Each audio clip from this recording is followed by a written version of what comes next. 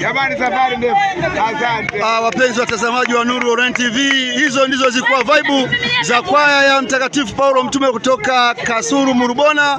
Hapo walikuwa wakifurahi wakiagana wanakwaya wenzao wa kwaya Mtakatifu Cecilia parokia Iganza. Kwa kweli kwa njema kabisa, na tupo katika viwanja vya Just in Time Resort mkoani Kigoma. Asanteni sana, Mungu awabariki wanakwaya, na hivyo ndivyo wanavyoondoka kuelekea Kasulu. Tumsifu Yesu Kristo.